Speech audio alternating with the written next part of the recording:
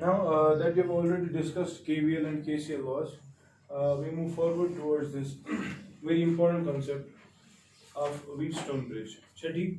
Now, first of all, this Wheatstone bridge is simply an electrical instrument, Chati, which was devised in the year 1833 by a person whose name was Samuel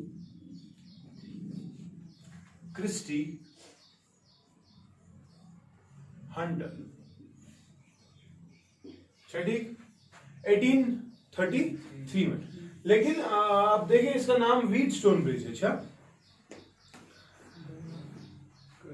Samuel Christie Hunter ने 1833 में बनाया, लेकिन 1843 में इसको modify किया, इसको improve किया और पॉपुलराइज किया एक शख्स ने जिसका नाम था सर चार्ल्स व्हीटस्टोन। यही वजह है कि इस ब्रिज का नाम व्हीटस्टोन ब्रिज, ठीक है। लेकिन बनाया किसने था? Samuel Christie Hunter. अब इसका मकसद क्या है? इस इलेक्ट्रिकल इंस्ट्रूमेंट का मकसद ये कि it helps you to calculate the value of the unknown resistance. क्या हमारे पास हमेशा एक रेजिस्टेंस होगी, अननोन रेजिस्टेंस। अननोन क्यों? क्योंकि हमें इसका वैल्यू नहीं पता होगा। तो उस अननोन रेजिस्टेंस का वैल्यू निकालने के लिए हम एक व्हीटस्टोन ब्रिज को इस्तेमाल करते हैं। तो इस व्हीटस्टोन ब्रिज की अगर हम बात करें, हम ये देखना चाहेंगे कि इसमें है क्या, इसको ब्रिज क्यों कहते हैं। दरअसल व्हीटस्टोन ब्रिज में दो टांगे होती, ठीक है, कुछ इस तरह से। से फॉर एग्जांपल एक रेजिस्टर लगा होता है एक पॉइंट से यहाँ पे, एक और रेजिस्टर यहाँ पे लगा होता है, एक और रेजिस्टर यहाँ पे लगा होता है, and finally we have got one more resistor say here. ठीक, then let this be point A, let this be B, let this be P, and let this be Q. Ready? Now this P and Q is connected by means of a resistor, say R. Ready? Now point P is joined to point Q. It acts as a bridge. Therefore, this electrical instrument is called as a Wheatstone bridge. Bridge का concept bridge है, ये दो points को connect करेगा, ठीक है। हाँ, अब हमें फिर देखना पड़ेगा कि इसमें खसूसियत क्या है, how does it calculate the unknown resistance.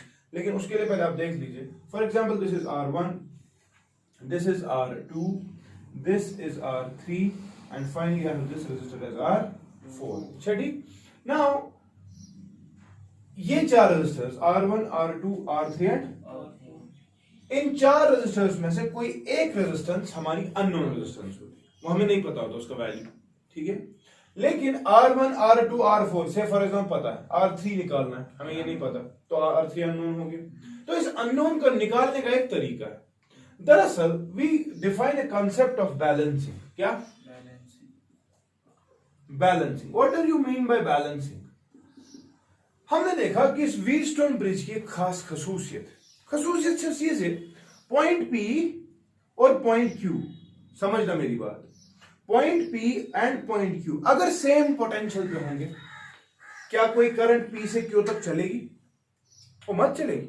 When these two points are at the same potential, they will be called as short points, and we can say that we will not have any currents flowing from point P to point Q. ठीक? At that condition, we say that the bridge is balanced. ठीक है? उस time पे आप इस रास्ते को ही काट दो, आप इस ब्रिज को हटा दो, ठीक है कि नहीं?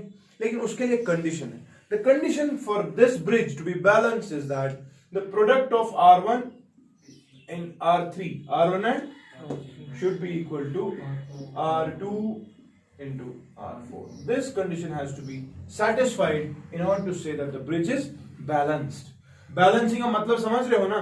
That will not have any currents flowing from point P to point Q. इसका मतलब when there are no currents flowing from point P to point Q, it means every point is at same potential. समझी तरह? हाँ, उसके लिए हम क्या करेंगे वो हम देख लेंगे, ठीक है? समझ गए कि नहीं? So Wheatstone bridge का it is that electrical instrument जो हमें किसके काम आएगा? To calculate the value of the unknown resistance. ठीक है? अननोन रेजिस्टेंस निकालने के लिए हमने देखा कि ब्रिज को बैलेंस होना पड़ेगा।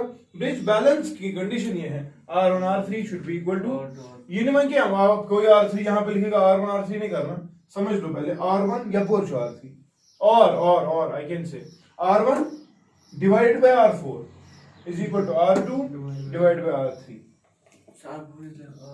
मान लो यहाँ पर R3 फिर से क्या हुआ, अगर जो है ना R2 वहाँ पर लिखूंगा R1 और R4 की जगह R3, उससे क्या होगा? वैल्यू कुछ भी हो सकता है। अरे वैल्यू कुछ भी होगा, आप समझ लो पहले करना क्या है। इसे ना ये कद इसके साइड पे जो है इनको डिवाइड करना है, R1 by R4, R2 by R3, answer ये आएगा है को ना लिखिए। और उनमें वो पूछा जो जिसके R1 by R4 is equal to R2 by R3, अब तेल क्या छुआ ना वो नहीं करना है कि R1 is R3 ये तो तेल में करेक्ट से R1 R3 नहीं वो तभी इसका R1 इसे था। ये समझ लो, पैटर्न समझ लो इस इक्वेशन का। गोटाफिकेशन शुरू करना R1 R3 जो हमेशा, but you have to just understand कि कोई भी रजिस्टर हो सकता है, ठीक है। बस कंडीशन सेटिस्फाई होने के लिए this divide by this should be equal to this divide by this, और this divide by this R1 by R2 should be equal to R2 by R3, ठीक है। अब उस कंडीशन को कैसे हम देखेंगे, ये बैलेंस कंडीशन की put one we try to calculate, we try to simplify the bridge, ठीक है। चलिए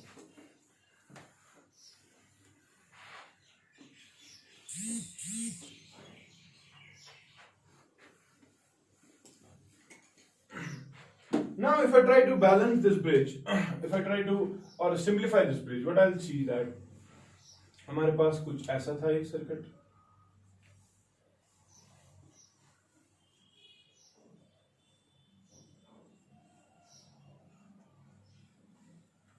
this is A, this is B, this is P, this is Q. What I'll do, I'll connect and cell, an EMF source, say इसका EMF E है, this is the positive terminal, this is the negative terminal, ठीक है। और मैं यहाँ पे अपने resistors वापस लगा रहा हूँ, this is R1, this is R2, this is R3, this is R4, and बीच में जो लगा हुआ है this is R, ठीक है। समझ गए कि नहीं?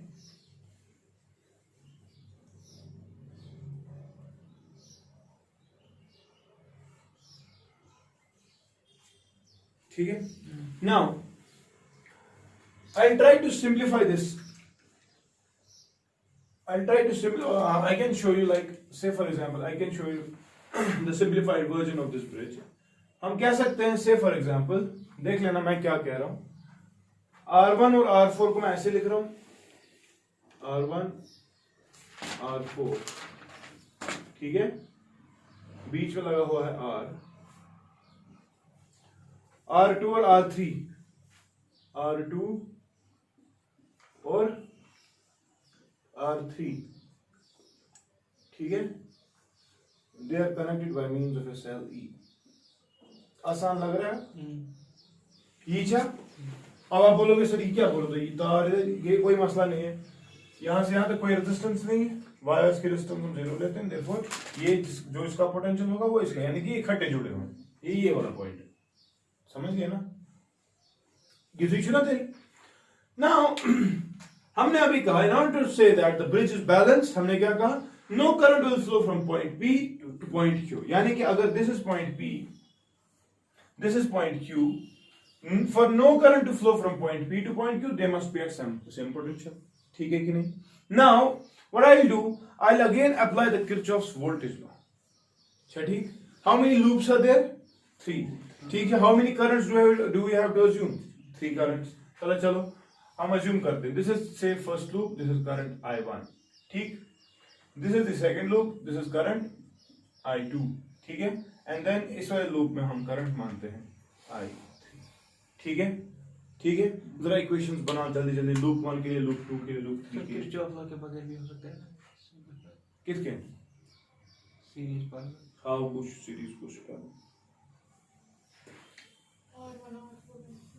R1 नहीं बेटा पैरेलल में नहीं, फॉर दिस नहीं। जब इमेज समझो, इसको बीच में रेजिस्टर लगा हुआ है, they are not connected to the same point. Parallelity के वक्त स्टार्टिंग पॉइंट्स और एंड पॉइंट्स रेजिस्टर्स के सेम होने चाहिए। इसका स्टार्टिंग दोनों का सेम है, ठीक, लेकिन खत्म कहां पे हो रहे हैं? P और Q पे। वन इसका सिर्फ वन कंडीशन से बैलेंस्ड, आर वाला है ही नहीं वहां पे, तब तक ऐसे नहीं हो सकता। इसलिए इसमें कहाँ जाएगा समझ? अगर हम हटाए बीच में बैलेंस क्यों हटाएंगे कैसे? शॉर्ट हाँ क्या है ये रजिस्टर है छो, तो इसमें है को अगर ये बैलेंस होगा तो इसको हटा दो, ये सीरीज में आ गया R1 R2 R4 R3 series में है। वो बैलेंस की कंडीशन पहले निकाल लेना, हमें डिराइव करना है। Now see for loop number 1, for loop number first one सा कंडीशन, शाबाश, स्टार्ट फ्रॉम 1 पॉइंट। हाँ EMF है कोई भी नहीं है, 0, किसके बराबर आएगा? शाबाश, हाँ R1 plus R plus R4 है ना, R1 प्लस R प्लस मगर इंटू I1, यही है ना। सब्ट्रैक्ट करेंगे इससे क्या क्या, वन जल्दी या पर घुसगड़, माइनस और I2 ये नीचे आ रहा है ये ऊपर जा रहा है, तो आएगा यह था I1 R, अब क्या आएगा माइनस, हाँ I2R। और यहां पे देख लो ये इधर की तरफ, लेकिन ये वाली करंट इधर की तरफ, तो यहाँ पे माइनस और R4 I3 माइनस I3R4, ठीक है। This is for the first loop. What about the second loop second? हाँ EMF है कोई नहीं, फिर 0, हाँ किसके बराबर? R2 plus R3 plus I2, R2 plus R3 plus I2, मगर सब्ट्रैक्ट इससे, I1 R minus I1 R minus, शाबाश, यहाँ पे देख लो, यहाँ पे चल रही है I2 इधर लेकिन I3 इधर, तो सब्ट्रैक्ट और माइनस, हाँ I3 R3, क्लियर? चलिए लूप नंबर 3,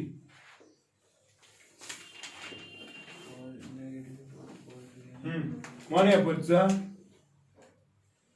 बता, EMF है कोई? माइनस है कि प्लस? क्यों? प्लस है ना, उसको माइनस। दिमाग खराब हो गया, करंट की डायरेक्शन ये है, नेगेटिव टर्मिनल आ रहा है, therefore plus, E is equal to, हाँ R2 sorry R3 plus R4, R3 plus R4 I3, subtract करेंगे इससे I1 R4 I2 R3, ठीक है कि नहीं? 3 इक्वेशंस बन गई ना। Now what I can do is I will try to simplify this. कोई इक्वेशन मैं इसको हटा देता हूं, ठीक है, या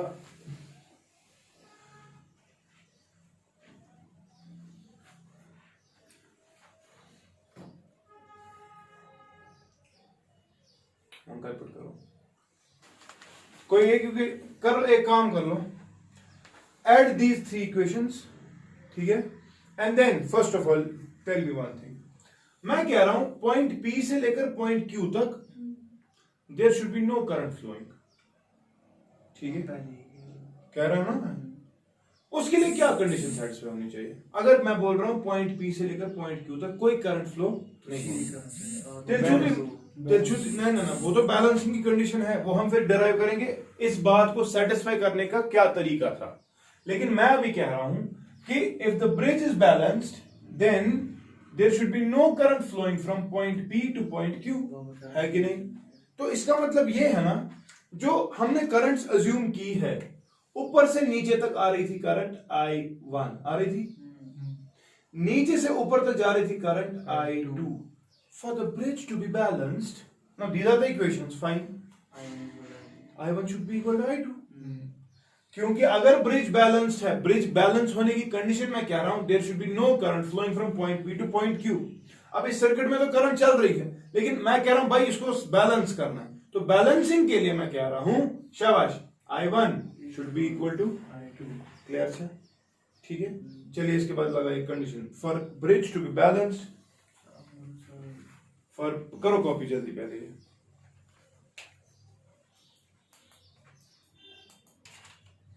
चलिए अब मैं आपको कह रहा हूं कि हमारे पास 3 इक्वेशंस तो आ गई, ठीक, 3 इक्वेशंस आ गई, तो हमने, मैं आपको रिपीट कर रहा हूं, बुझुस दपान for this bridge to be balanced, now it was a bridge configuration इसलिए थी बिकॉज पी से क्यू तक एक रेजिस्टर जुड़ा हुआ था, ठीक है। अब हमने इस ब्रिज को बोला कि भाई ये ब्रिज बैलेंस्ड, उस ब्रिज को बैलेंस होने के लिए मैं रिपीट कर रहा हूं कि इस रेजिस्टर आर में से कोई भी करंट नहीं चलनी चाहिए, विच इज पॉसिबल, शाबाश, for no current to flow from through R, ठीक है, कोई भी करंट आर से नहीं चलनी चाहिए, वही तो बैलेंसिंग का कंडीशन है। बैलेंसिंग मैंने आपको कहा बीच वाले रेजिस्टर में से, ब्रिज वाले कनेक्शन में से कोई भी करंट नहीं चलनी चाहिए। फॉर उसके लिए हम ये कहेंगे it is possible only when current I1 will equal to current I2, है कि नहीं, ऊपर से जितना आ रहा है उतना नीचे से वापस चल रहा है, देयरफॉर नेट इफेक्ट इज 0, ठीक है कि नहीं, समझ रहे हो कि नहीं। तो इस कंडीशन को satisfy I1 should be equal to I2, ठीक है, यानी कि इन दोनों लूप्स में से जो करंट चल रही, जो हमने अज्यूम की, उनका मैग्नीट्यूड सेम होना चाहिए, तब जाकर बीच वाला रेजिस्टर जो है इसमें से कोई करंट नहीं चलेगी। आपने कोई लैंप लगाया होगा यहाँ पे, वो नहीं चलेगा क्योंकि करंट नहीं चल रही उसमें से। लेकिन उस करंट को चलने के लिए हम बोल रहे हैं हम करंट नहीं चलाना चाहते, और सोचते हैं ये सर्किट किस फॉर्म, किस शक्ल की में आ जाएगा, ठीक है कि नहीं। तो हम देखेंगे अगर मैं इन 3 इक्वेशंस को उधर इधर कर दूं, मैं कहां से करूंगा, चलो इधर ही करते हैं। Add these equations, adding first, second, third, शाबाश, adding first, second and third, शाबाश। तलाबान लेफ्ट साइड से क्या आएगा, E आएगा ना, किसके बराबर आएगा बता दे जाओ। हाँ, I1 R1 पक्ष 1 प्लस I1 R4 माइनस, हाँ, I2 R minus I3 R4, हाँ, I2 R2, हाँ, I2 R3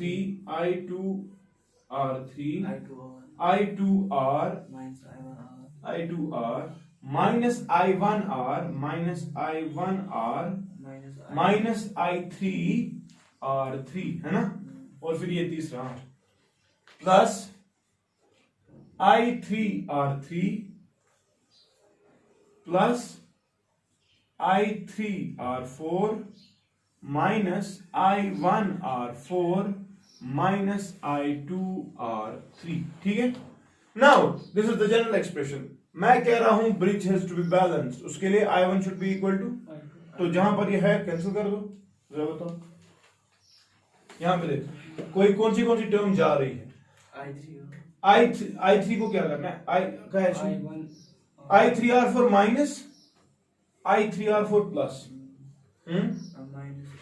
I1 R4 minus I1 R4 plus, बेशक I3 R3 plus I3 R3 सब माइनस, और है कोई I2 R minus I2 R, ये भी I2 R3 minus I2 R3 plus I2 R3, what else, हाँ ये भी हो रहा है, minus I1 R plus I1 R, अच्छा कैसा, और है कुछ, सब कुछ कैंसिल हो गया, बस ये रहा, विच इम्प्लाइज, हाँ बता E किसके बराबर आ रहा है, नेट EMF, हाँ I1 R1 plus I2 R2, ये एक इक्वेशन बन गया हमारी, ठीक है, और ठीक ठाक कितना। So in order to balance the bridge, in order to say that the bridge is balanced, directly expression E net EMF, it is equal to I1 R1 plus I2 R2, ठीक है। ना I लिखा ना मैं I1 is equal to I2, किधर पे, इधर पे, नहीं ना वहाँ पर, किसमें नो करंट, हाँ गैसलन exactly, for no current to flow through R I1 is equal to I2। इसका मतलब यहां पर हम I कॉमन निकाल के R1 प्लस R2 कर देंगे और आपको नेट करंट सर्किट में से आ जाएगी E divide by summation of R1 है। बाकी रेजिस्टर्स को लेना ही नहीं, ठीक है कि नहीं? मगर कब कब कब जब ब्रिज बैलेंस हो, ठीक है।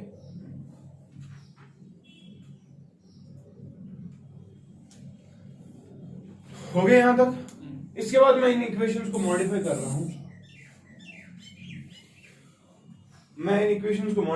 अब ये इक्वेशन मुझे जरूरत नहीं 3 वाली, ठीक है। मैं इन इक्वेशंस को ले रहा हूं, मैं थोड़ा इसको हटा दूं नीचे वाले हिस्से को, ये भी मुझे जरूरत नहीं है, ये याद रख लेना, ठीक है।